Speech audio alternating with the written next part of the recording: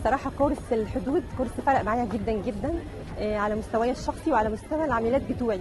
العميلات بتوعي أنا شغالة مستشار أسري وعندي كلاينتس كتيرة، فيعني كان دايما في استشارات كتيرة جدا بتيجي عن الحدود ما بين الحما، الحدود ما بين الأزواج، الحدود ما بين الأخ الأخت.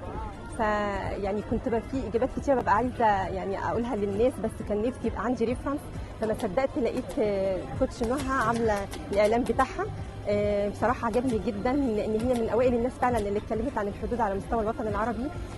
كوتش نهى كان جميل جدا ان هي الكورس بتاعها يعني مش بس دارسه في مصر، لا دي دارسه بره كمان. كورس دسم مليان تولز كتيره جدا، فيعني فرق معايا جدا على مستواي انا وعلى مستوى عميلاتي. استخدمت التولز بتاعتها في الشغل مع العميلات.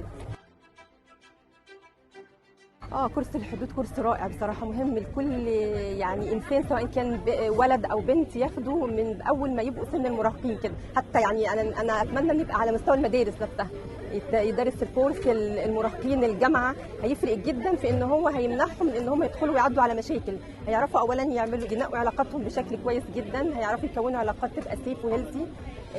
لا بصراحه مهم جدا جدا ان هم يبحثوا عن الكورس ويدوروا عليه وياخدوه.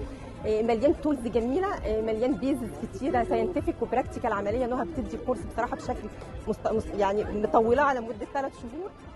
الكورس بصراحه مليان تولز كتيره، ونهى بتمشي معانا بالتدريج واحده واحده. فرائع بصراحه في التطبيق، يعني ما بتتنقلش من خطوه الا لما تتاكد ان كل معانا طبقوا الخطوه دي واتنقلوا من الليفل ده للليفل اللي بعده.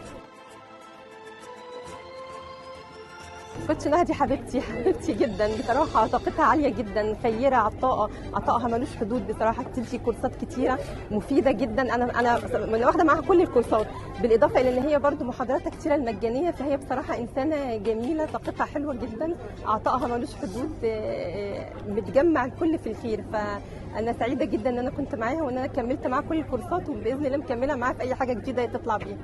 شكرا ليكم.